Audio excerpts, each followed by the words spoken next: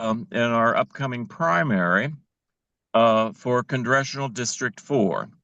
And I would tell you more about him, but actually ask him to do his own introduction and to tell us about his campaign. And you'll probably have some questions for him after he does that.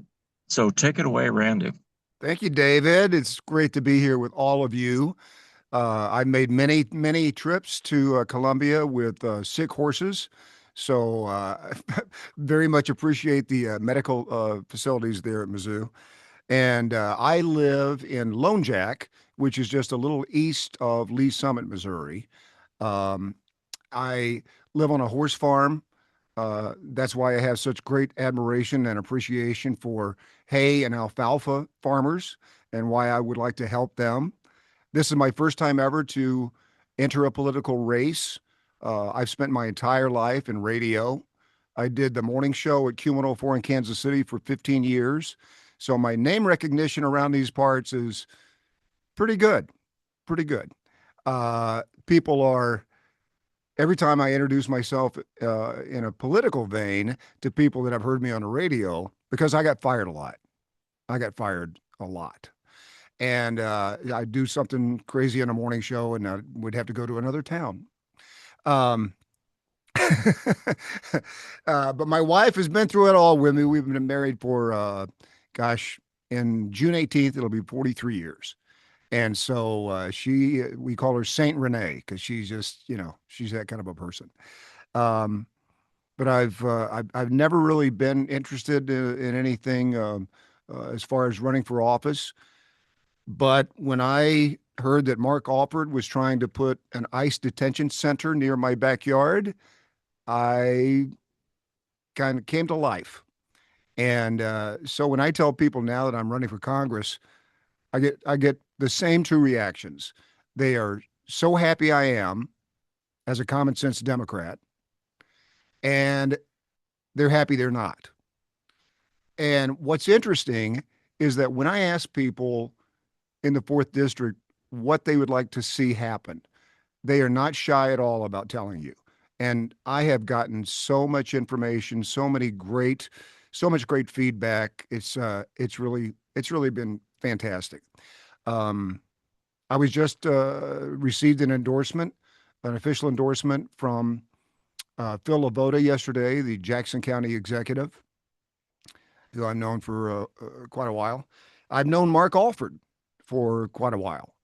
Mark he was the TV anchorman here on Fox 4 while I was doing a morning show. And so we got to know each other. I've got a podcast at randymillerradio.com, and he was a guest on the podcast when he was running for office. And that's before I had any idea that he was crazy. So when he got in office and he started doing some of the things that he's doing, uh, I waited until the very last day of filing, and I drove up to Jeff City because I looked at the other Democratic candidates and I researched them. And in my humble opinion, none of them can beat Mark Alford. And that's the goal, right? I mean, don't, you know, if you're just trying to win the primary, good luck. But the whole goal is to beat Mark Alford. And I am 1000% sure that I can do that. I've known Mark for a long time. I know his vulnerabilities, I know his weaknesses, and I know how to exploit those. So, in fact, I went to the show I do now that I've been doing for the last 15 years is called National Defense Network. And if you go to nationaldefensenetwork.com, you can check it all out. Interviews with many famous people. We've had Tom Hanks on the show 4 times, Bradley Cooper, uh, Alec Baldwin has been on 5 times. These are all people that support our military.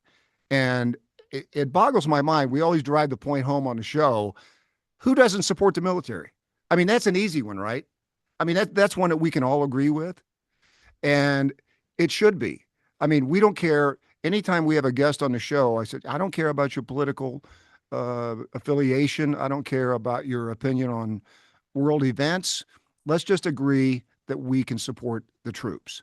And that's what we try to do every single week on National Defense Network. But as a part of that broadcast, I did a show from Whiteman Air Force Base last year. It was the 30th anniversary of the delivery of the B 2. And Mark Alford was there. And I'm doing interviews at a table, and Mark comes over and he says, "You want to interview me?" And I said, "Not especially." And he said, "Randy, you still don't accept me as your congressman." I said, "I didn't accept you as my anchor man." So that's kind of where we are at this point. Uh, my favorite things to talk about and the things that I want to work on in the fourth district, obviously healthcare, universal healthcare, housing, really, truly affordable housing, and helping the farmers and the military. One of my biggest concerns are veterans that are having to drive 45, 90 minutes in the rural areas to get to a VA clinic. And one of my first goals is to establish and build some smaller VA clinics in rural areas so they don't have to drive that far, so that they can certainly have some treatment that they deserve. And the other thing that I want for veterans is they shouldn't have to pay property tax.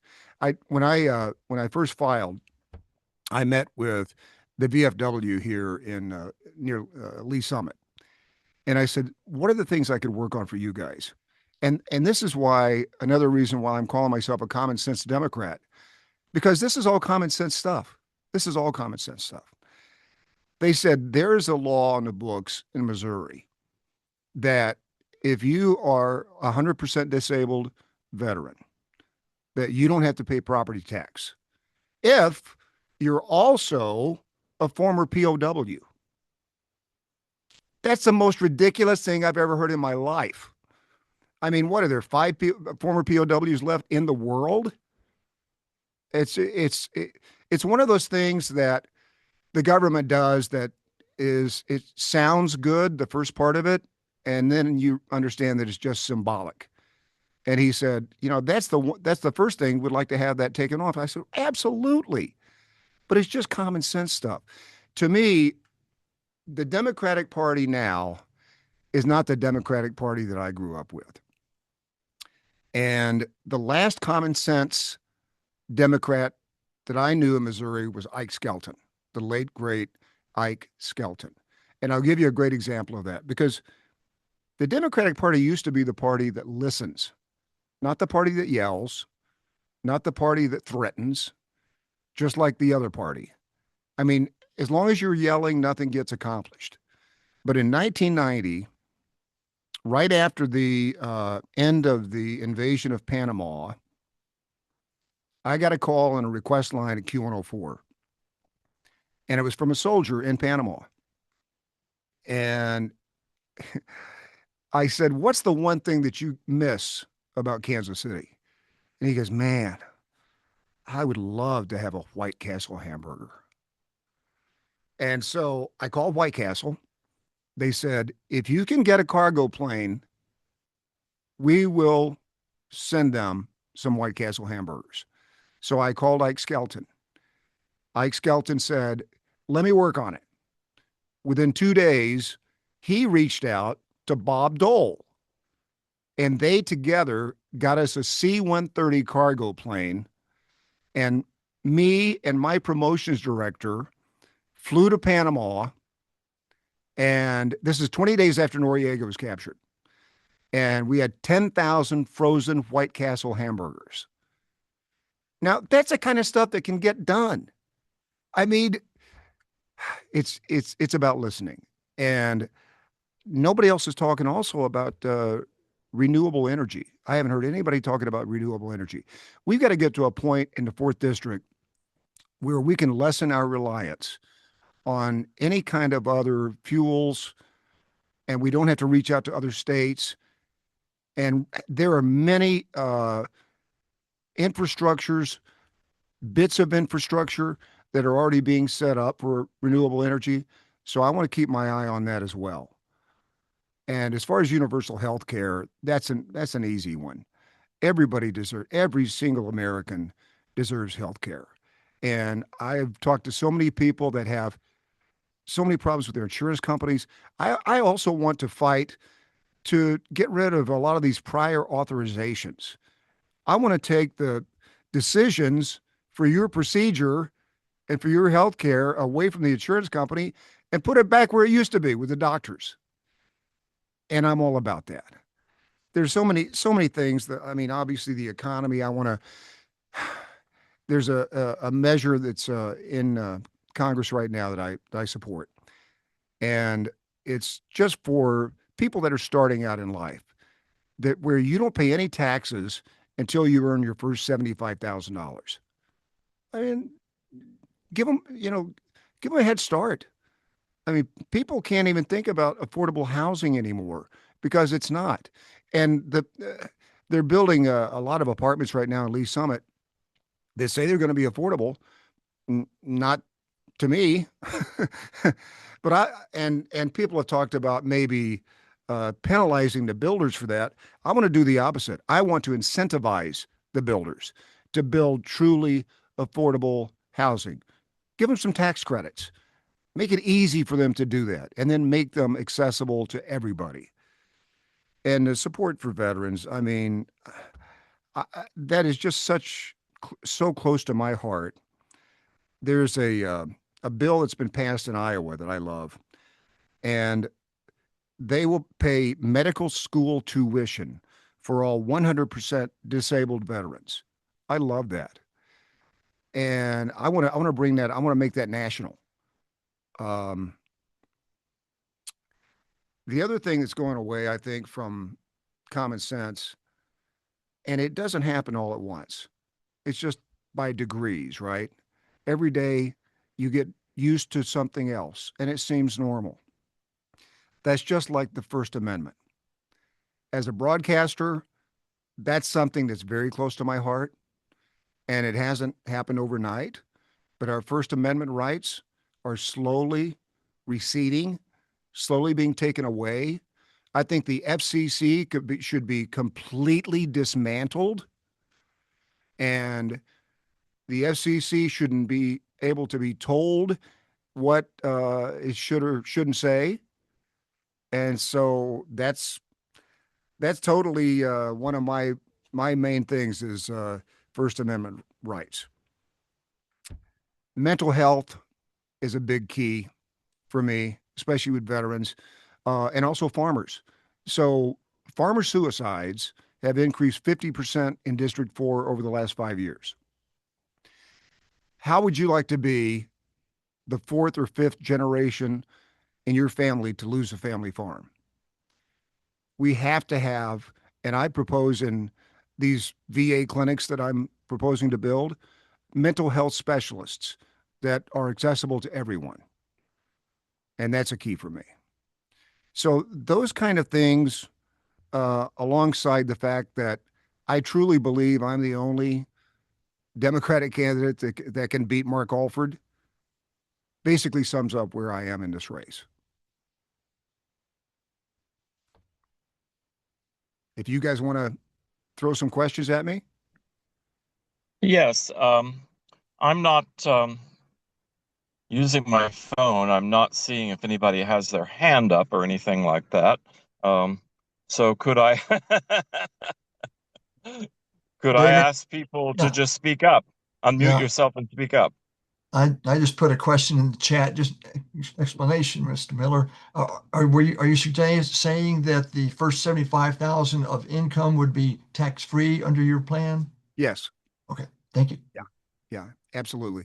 I mean, that's why a lot of small businesses go under too. In the first year, and so to give somebody a leg up like that, to give them a head start, yeah, I think that would be a refreshing change.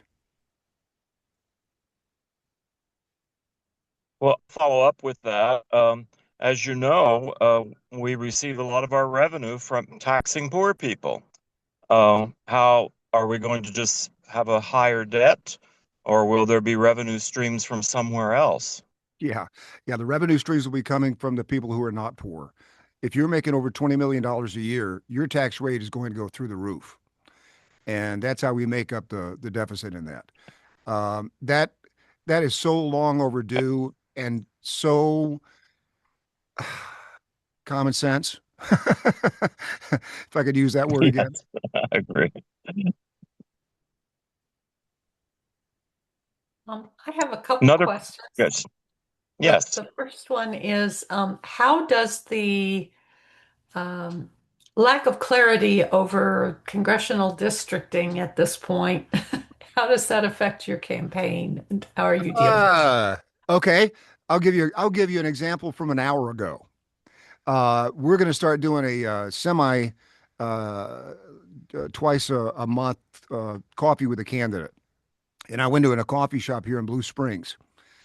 And I went up to the owner and I said, "Are you guys in the fourth district?" And she said, "I have no idea." And I said, "Well, I'm running for Congress in the fourth and I have no idea." I said, "Everything is just upside down as far as this redistricting."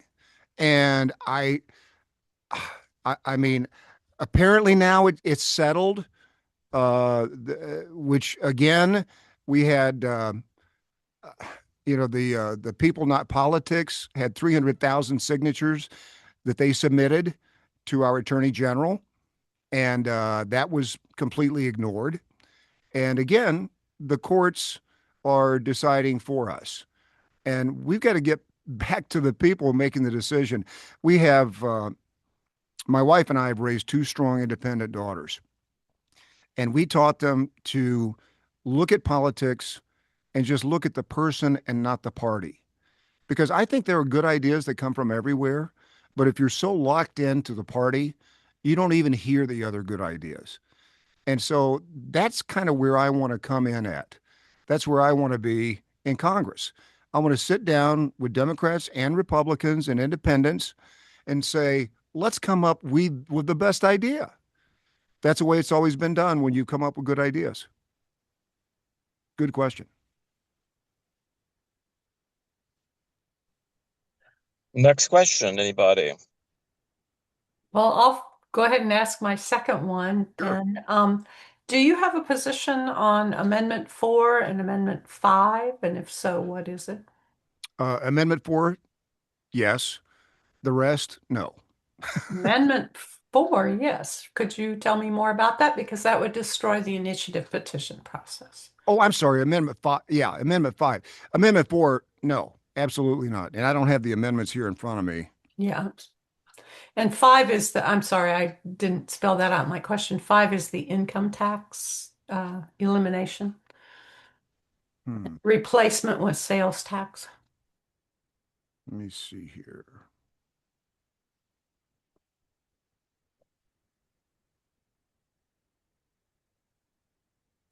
Uh, it's very complicated, Amendment 5, because it's going to be a stepwise process, but it is it is intended to do exactly as Marie describes, to abolish income tax in Missouri and replace it with sales tax.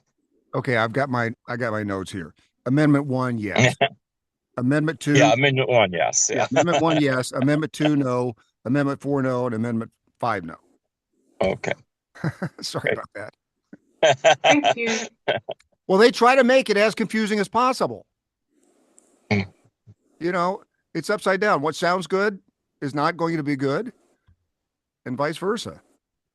Yeah, that's Yeah, to be fair, you're not running for statewide office, but these are statewide issues that true. True. that you'll be hearing from people asking you questions about them. I was intrigued by what you were talking about listening, because it's easy to say you're going to listen, and it's easy to say you're going to listen to the people. But I'd like for you to tell us more about um, your approach that you're bringing to this campaign, as far as experts and party leadership. I don't know, any long list of things that politicians have to listen to. Where Sure. are you inclined to look for guidance and help, and where are you inclined to be suspicious? You told us a little bit about that already. That's a good question. So, a great example would be a guy like Phil Lavoda. So Phil Avoda took over from Frank White as the Jackson County executive and inherited a huge mess. Uh, Phil, in my opinion, is doing a stand-up job in terms of getting the property tax rate back where it should be. Refunding a lot of property tax has been paid. That's a guy that I tend to listen to. People that have kind of been in the trenches and know those commonsensical approaches. And David, I guess better to explain my listening method is I like to keep it simple. We used to have a regular segment on the program called Neighbors in Need. And the way this worked, extremely simple. You call up, you tell us what your need is, and then other callers call in and fill that need, be it money, be it housing, no matter what. We accomplish so much with that because number one, you got to find out the need, right? And then you got to find people who can fill that need. That's basically my entire approach in life. And I know that seems simplistic, but those kind of people and those kind of ideas, that's a kind of leadership that I gravitate to, and the kind of things that instead of having 22 meetings, let's go down the street and make something happen. That's my approach, and that may not suit everybody, but that's okay. That's the great thing about being, especially a common sense Democrat. You get to hear from everybody. I went up to a cop the other day. I went to the Royals game on Memorial Day, and I went up to a cop that was standing there, and I said, "Hey, I'm Randy Miller. I'm running for Congress in the fourth district. What would you like to see happen?" And without hesitation, he said, "We need a Kansas City jail." And I said, Mm. "What?" He said, "We need a Kansas City jail." And I was not familiar with that need. And when I researched it, that's been a need for quite a while. And so I'm learning so many things about the needs of the fourth district and the people that are in the fourth that have, whether farmers, teachers, single moms. Um, I've got one of our daughters lives in Kansas City, and she is in a two-bedroom, two-bath house. Her rent is more than my mortgage. That's ridiculous. It's ridiculous. And, I just think if we take some steps in terms of increasing the minimum wage to $25 an hour, starting with that, and then incentivize builders for truly affordable housing, I think that's going to make a big difference right off the bat. I'll follow up then, especially considering your background and these ideas you're sharing. There have been a lot of complaints about Alford and I'm sorry, did you say Unger that again? and especially in West about never having town halls or not listening to any of their constituents. Uh, these are the kinds of things that, as a congressman, you could bring to us. Absolutely. I've These kinds of listening yes, processes. yes, not yelling matches, but listening centers. Yeah. Absolutely. That's been, and I really do think with my broadcast experience, I have that capability because I've always had to listen to have listeners tell me exactly what they want. That's, I think, has made me a pretty successful broadcaster. And I've found that in this political race, it's not that different. It's listening to people and it's talking to people.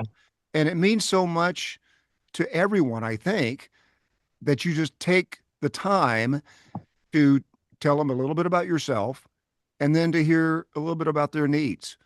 Sometimes I think there are some people that never get to tell anybody that. And so it's been very refreshing for me to go around the fourth district and listen to people. Al Tacker here. That's Um, great idea. yeah, Q104 is a Go country ahead, Al. station, and we have a large country, rural area in the district. Can you tell us something about your relationship to the rural part of Missouri? And also, I mean, do you have any ideas as to how we can improve the rural economy? Which, as I drive through the district, a lot of these towns are really in bad shape. Yeah, they are in bad shape. And thank you for that question.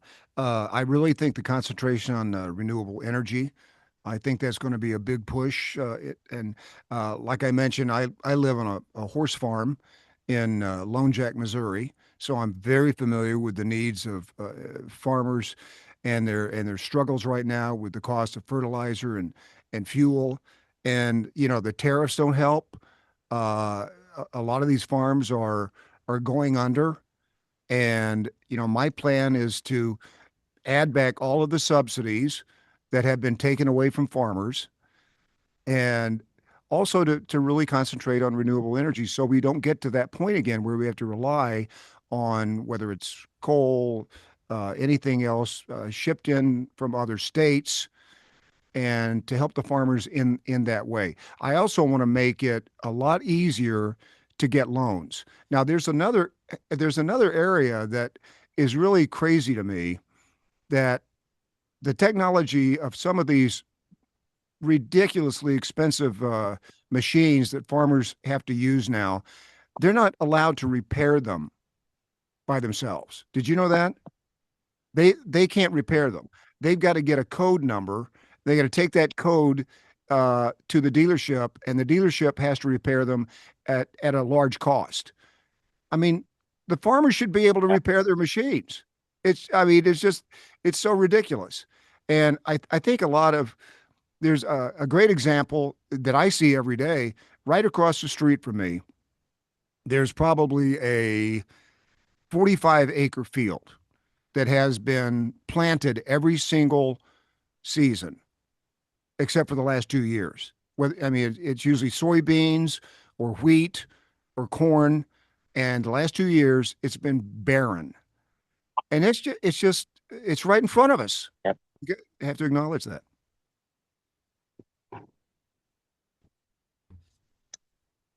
Well, you certainly brought us to some new ideas about what listening and how our climate could be changed with these kinds of ideas. Thank you very much. Is there a urgent question, or shall we let Randy Miller get back to his campaign? Anyone else? We thank you, Mr. Miller, and wish you the best of luck in this campaign. We'll be looking for you again. We'll soon be seeing all the congressional candidates for at least a couple of districts that some of our people might be in.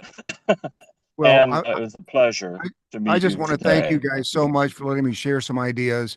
I want to call myself an honorary mule skinner right now. I'm not going to go out and skin a mule, but thank you so much for your time. I really greatly appreciate it. Whether you win or not in the primary, you're welcome to join us. We got a wage. If you go to randymillerforcongress.com, you can see all the ideas. And we'll have your when we mark up your video, we'll have that resource Oh, there. great. Thank you. Everyone who looks. Thank you. I appreciate that. I've also been posting that in the chat. Great. Thank you. Thank you so much, Randy. Guys, have a great weekend. You're welcome to stay on with us if you want to. I got to find some coffee. Okay. I almost disappeared there, and if I disappear again, then the rest of you can take over the meeting. But now we have another candidate, although somebody who's a lot more familiar to us locally. Kathy Jensen, introduce us. Thank you, David. Kip Kendrick is Boone County's presiding commissioner. He was elected to the position in November 2022 and is running for re-election, unopposed, in November 2026. Kip moved to Columbia from Northeast Missouri about 25 years ago. He got his bachelor's degree from Columbia College and a graduate degree from MU. Kip served 6 years as a Boone County representative in the Missouri House and 2 years as chief of staff for a Missouri state senator. During his time in the Missouri House, he served 4 years as the ranking minority member of the House Budget Committee. On the commission, Kip is a liaison to the Boone County Joint Communications and the Office of Emergency Management. He also is liaison to Boone County Road and to the Boone County Road and Bridge Department. He shares responsibilities with the District 1 and District 2 commissioners, with the Board of Equalization, the city, the Columbia Public Schools, MU, and the Chamber of Commerce. He will tell us about his campaign and also the Senior Real Estate Tax Relief Program. Welcome, Kip. Thank you, Kathy. I appreciate it. Thanks for the group. I can take this any one of several directions as well later. Certainly happy to take questions, but running again to be presiding commissioner, continuing for an additional 4 years. It's hard to believe it's already up. The first term is coming to an end. Time flies, whether you're having fun or not. Most of the days are fun, but there. But I have I think a warped sense of what's fun anymore. It's truly been an honor to serve in this role to this point. It's something I take very seriously. It's something that people ask me the difference, and I know I've talked to the group about it before. But difference from being in a legislative position to being in an administrative position. Certainly, there are certain legislative roles that we do as commissioners. Certainly, items coming before us in a formal commission meeting tend to be legislative, but it really is administering a complex system with 500 plus employees, over $100 million budget at this point for county government. And it is something that can never be turned off. I've always got my phone ready to be able to answer it in the middle of the night. That's the first thing I do in the morning when I wake up. It's one of the last things I do when I go to bed at night is to wrap up the day. And it's something that, I need to be prepared to answer questions, answer calls, and do the work over weekend as well. But it's a tremendous honor. It's a great group here at the county. Boone County government on the elected official side is you're well represented across the elected officials of Boone County government. And then also on the staff side, we've got a talented director team.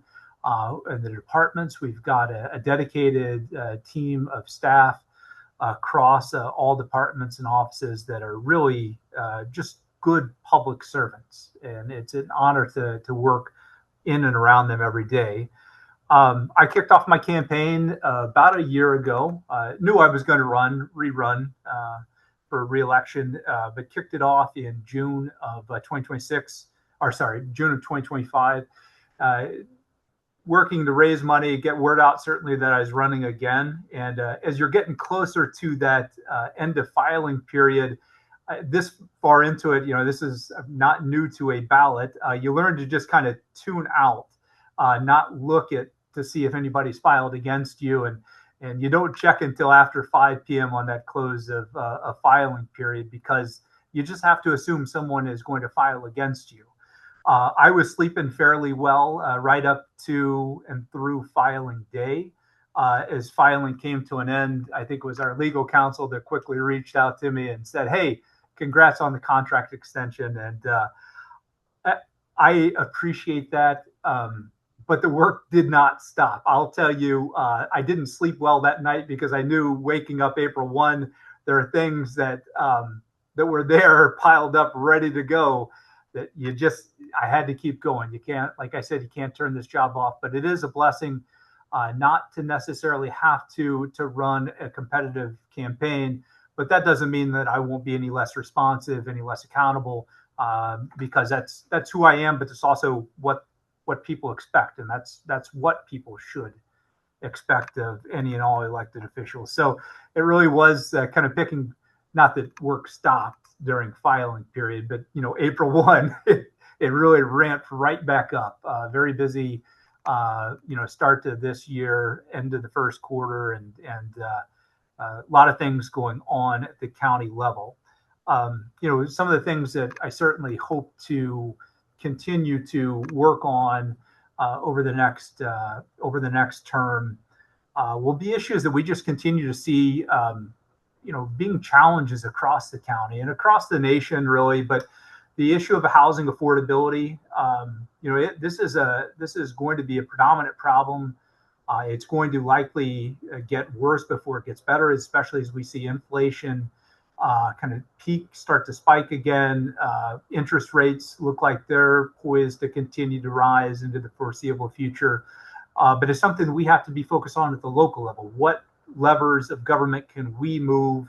What burden can we reduce? What can we do to make sure that we're addressing it to the best of our ability, what's in our control?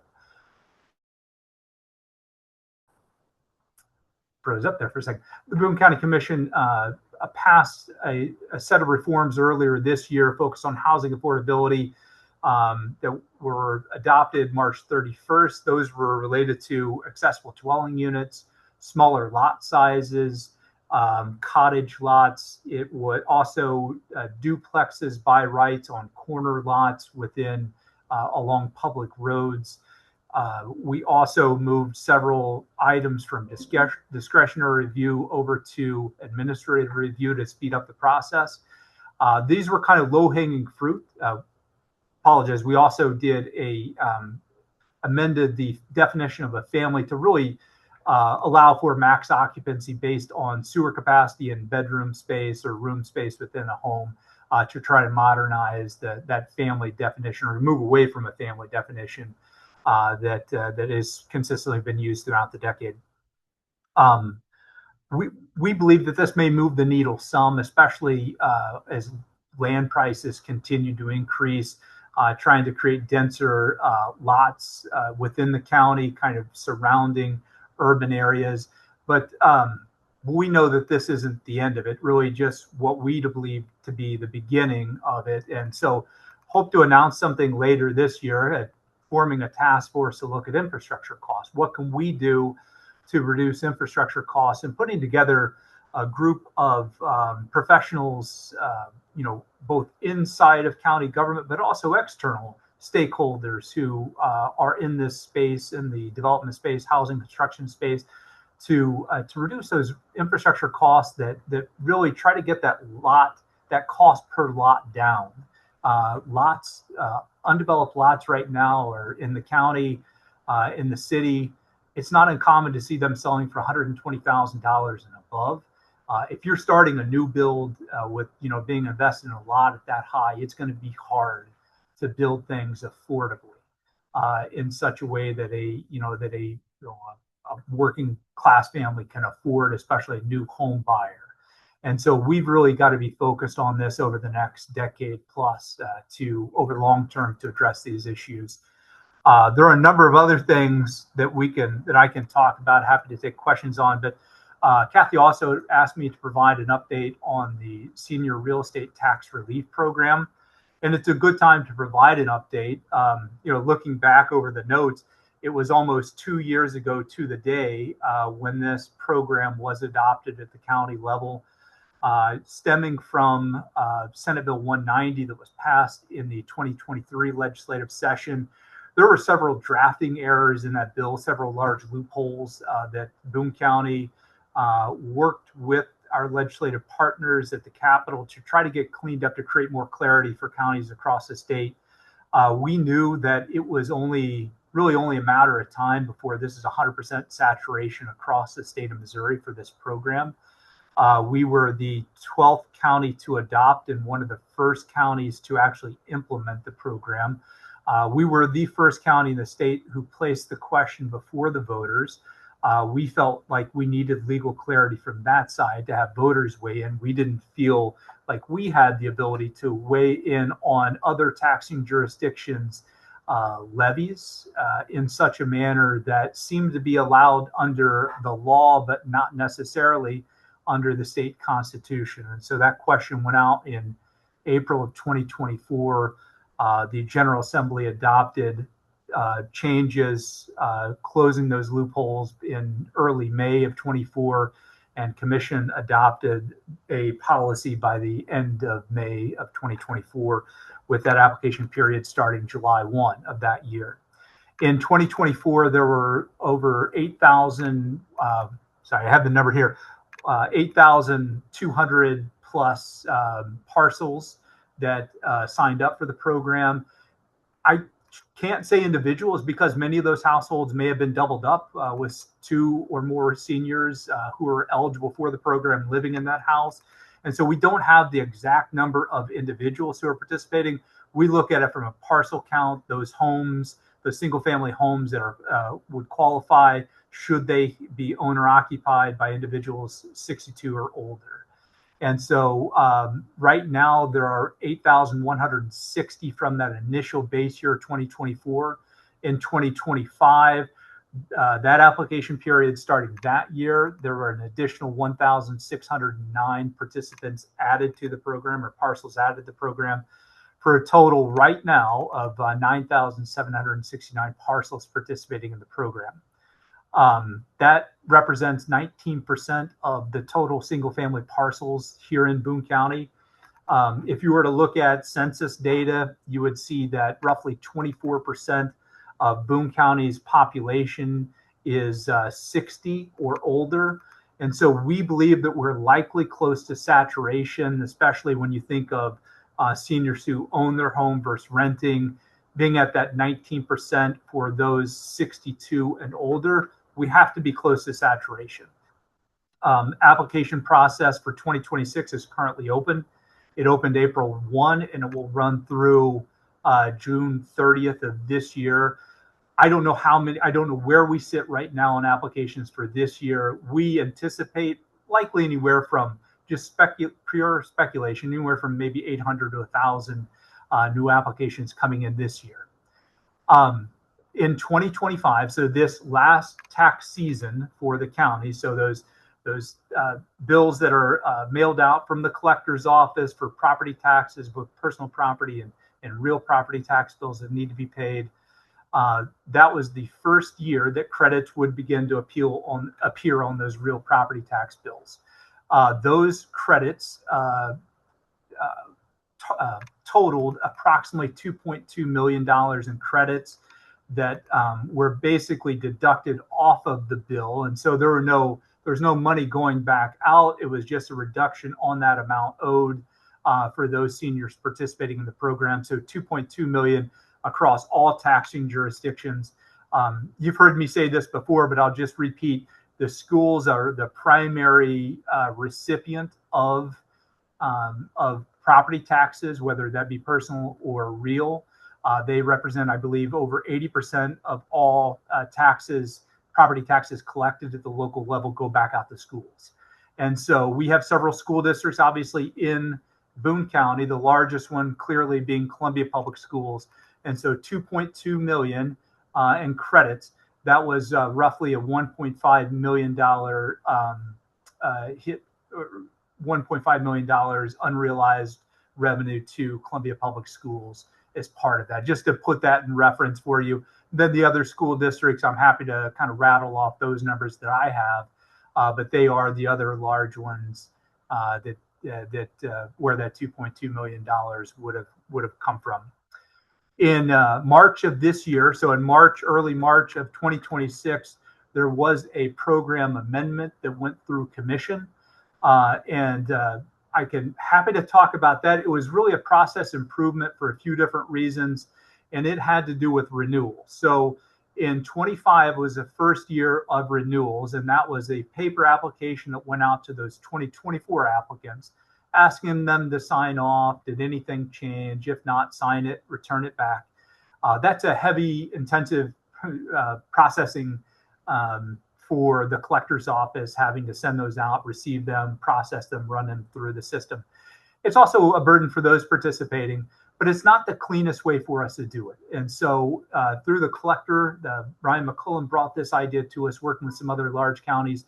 We amended the program for automatic renewal. So everyone's automatically renewed in the program, but the collector is now going to work at exceptions reporting. So working with Department of Health and Senior Services on getting access to the vital statistics report, as well as through other LexisNexis reporting, an ability to be able to run the participants through databases to try to figure out, did something change? Did this individual move? Potentially, was there a death? What is there anything that would be an exception to that would prevent them from being renewed in the future? We believe it to be a process improvement, a better way of catching eligibility moving forward, and also certainly less of a burden for the collector's office on administering that program. There are no legislative changes to the program this year. There was some legislation floating around that would have expanded the program. And I think from our point of view, we anticipate that that's going to continue to be the case, especially as property taxes get discussed in the Capitol.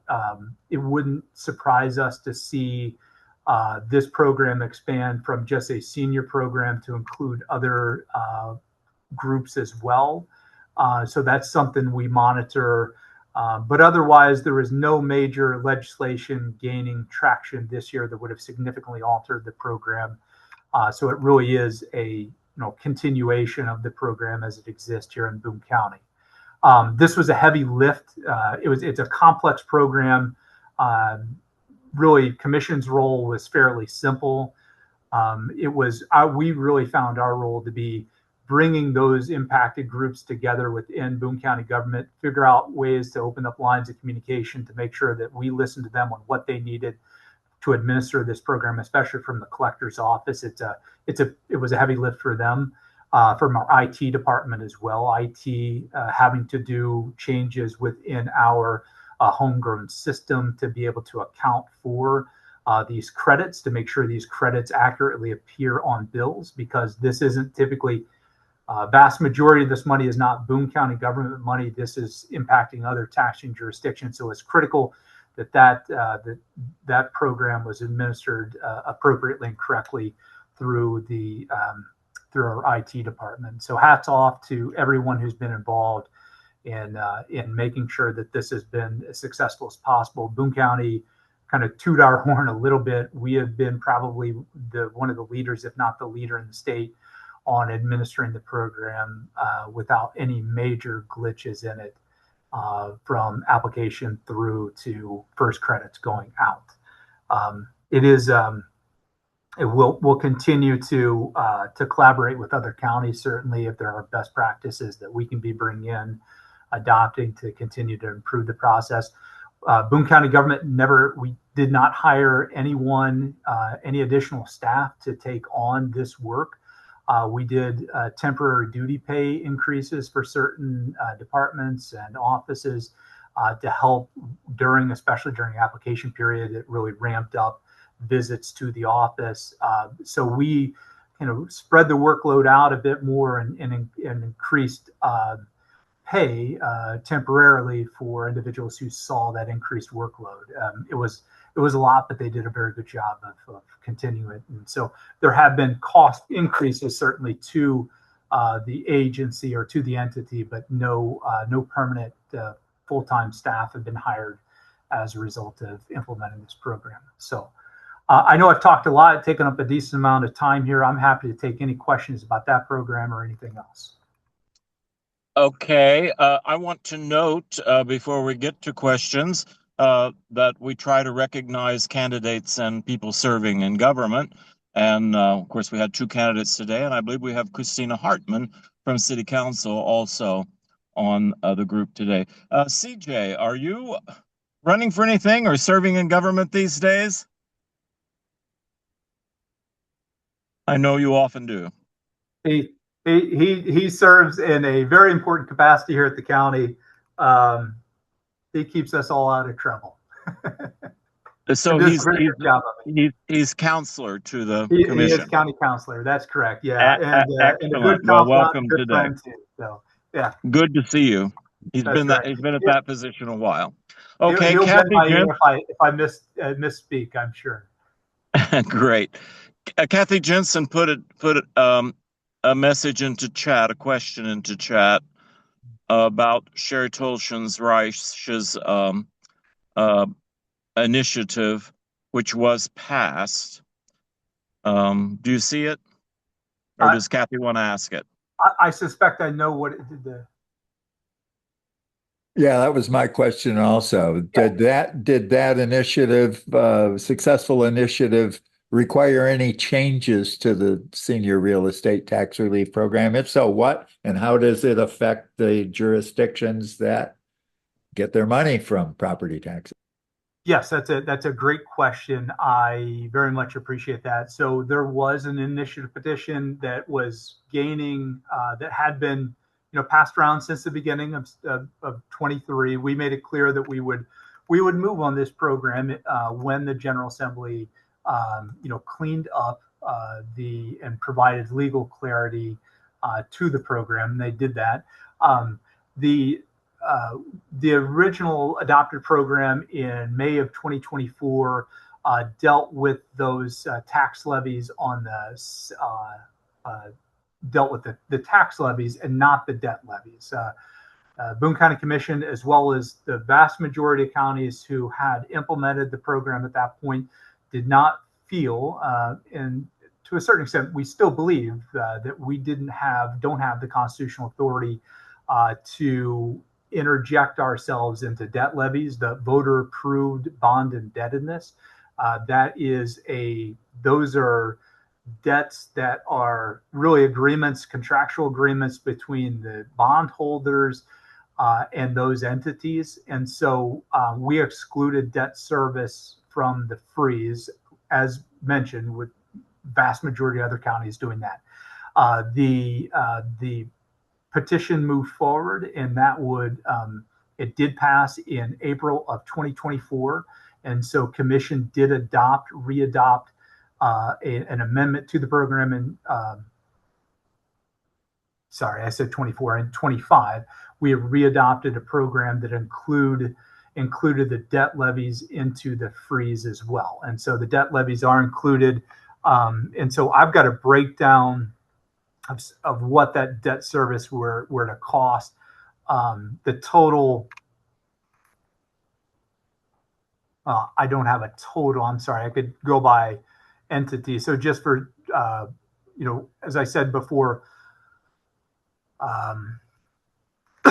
about, let's see, the total debt service for CPS, so about a $1.5 million unrealized revenue for CPS, about 263,000 of that was debt service. There has been no challenge at this point on whether debt service can be included or not. We believe that certainly the will of the voters to pass that was a reason to include that amendment in the program. I'm sure I could go through and total that up and get that to you at some point. But longer term, that'll be interesting to see how that plays out. This is the year one, and so we don't anticipate those credits to grow significantly in 2026, as this is not a reassessment year. But in 27 and beyond, if assessments grow or if there's new debt issued, it will likely impact the debt services funds a bit more into the future. So it'll be interesting to monitor that over time. Anyone else? It's a rare occasion that we have Kip here and we have legal counsel for the commission here. So shoot, David, folks. Alice has her hand raised. All righty. Thank you. So Kip, this is off topic. I'm often off topic. I just wanted to know, because I missed the sheriff's testimony, I'm going to look it up. What would be the total cost of this jail if it passes in August or passes some other time? Yeah, so it was, so the sheriff had asked for commission to, on the morning of May 26, ask commission to move that Prop L enhancement, 3/8 to 1% enhancement to the November ballot. So it will be on for November 3rd, 2026. Oh, great. We have more time. Yeah, and that's what, Sheriff Carey, talking with him that morning, early morning, it was about 7 a.m. when we had that call to asking to pivot to November. It was really, his desire to get information out, have more conversation with voters to help them realize the situation as well as what this would mean. Currently, the sheriff is working with a design professional on conceptual drawings for a detention facility. And so it is a scaled back. I think originally the sheriff was talking about a 1,200 bed facility. I think all of us are going, oh, whoa, oh, that's big. And so he has certainly scaled that back significantly to where the request at this point, or conceptual design, is being worked on about a 4 to 5 year build out to likely opening up, it's probably by 2030, 2031, depending on, how things go, would be a 570-ish bed. I think it was like 577, 575 bed facility. And that would be kind of phase one.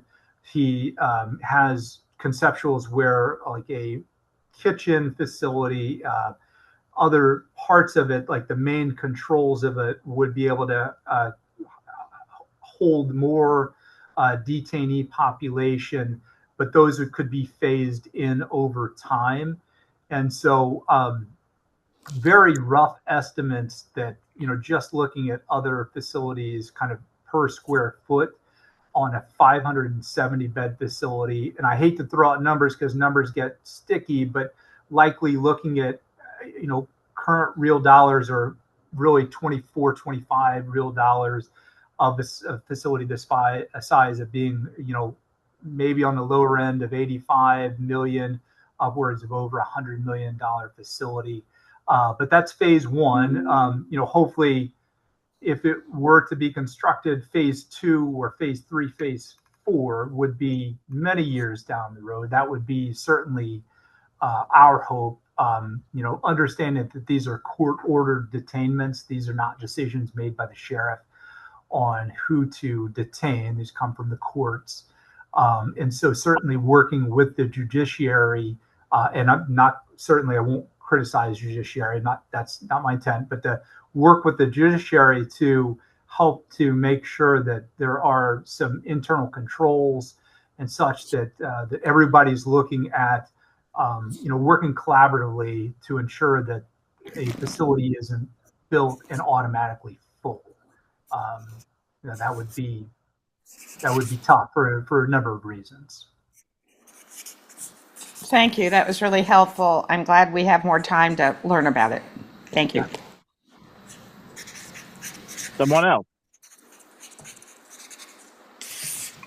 Well, Kip, am I correct in that ARPA money is gone now, and you've been trying to reassure us today that your colleagues and you have been,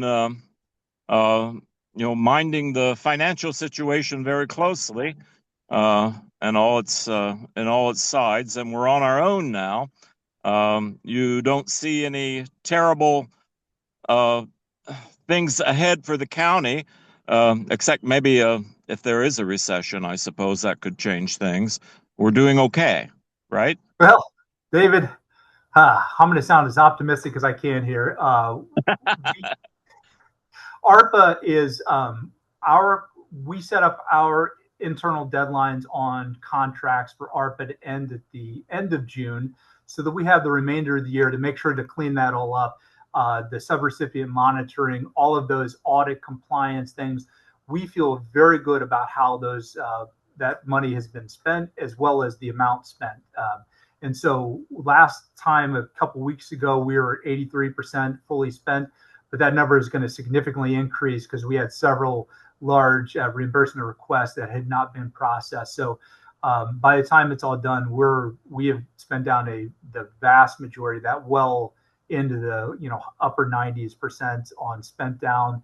And I am confident that we will come out the other end, having been audited by the federal government or whoever else, certainly our internal auditors, our external auditors, with a clean audit trail. We engaged with a group, 4 of us, to help us through this process, to really stand it up, because we knew that it was incumbent upon us to make sure that the money was spent appropriately as designed by Congress. And I'm confident that we will land this plane and that we will have a clean audit on that other end of it. And the investments in, across the board, Congress entrusting local governments to know how to spend that money appropriately and wisely, from housing, affordable housing projects across food security, infrastructure projects with our municipal partners across Boone County. Feel very good about how that the program has been administered and spent. The financial situation for the future for the state is going to be very challenging. FY 2027 budget is tight. FY 28 there will be significant cuts to the state budget this time next year. And 2029 is shaping up to be just as bad, if not worse, than FY 28. I suspect hopefully we've kind of leveled off by FY 30 at the state level, but there will be a pullback of resources at the state level into the next fiscal years, in the upcoming fiscal years. They certainly spent down reserves a significant amount this year to cover some mandatory expenditures, arguably a bit too much. I was expecting, and I hate to say this, I was expecting more cuts to happen at the state level this year, but they spent down reserves and they're not keeping pace with revenue growth as they projected. So I suspect in the next couple of years, it's going to be very tough at the state level. And the federal government, I suspect a continued case where they've pulled back resources as well. So it really is going to be upon local governments to administer programs appropriately, to try to, plug holes where we can at the local level, also understanding there's going to have to be tough decisions made at the local level on pullback of federal and state funds that we've relied on to administer certain programs. We can't fill all those gaps that are left by the state and Congress. So, in the chat, Dave Taylor wants to thank the commission for cooperating with the no excuses voting, giving them a venue for that, which is so helpful to everyone. And he also wants to ask about campaigns of the other commissioners. Janet Thompson, I believe, is running. Is she running without opposition? Yeah, so in the midterm elections, it's the presiding commissioner that's up, and then the presidential elections, that's when the two associate commissioners are up, and so both District 1, District 2 commission races will be in 2028. 2028, okay. Yeah, so some continuity, at least for the next 2 years and potentially beyond. I haven't talked with Commissioner Thompson or Commissioner Aldred about their plans for the future, but it's nice to have that continuity. It really is. We work well together, good communication, which is important, certainly for a body of three. Well, we could talk to you about politics once a month for hours, and we sure appreciate all you do for all of us. But I think we better let you get on with your day, unless I have an urgent question for someone. Kip Kendrick, Presiding Commissioner, we thank you for appearing at Muleskinners today. Thank you very much. Dave. I appreciate it very much. Yes, thank you, Kip. Thanks, Wynn. Okay. Thank you, Kip.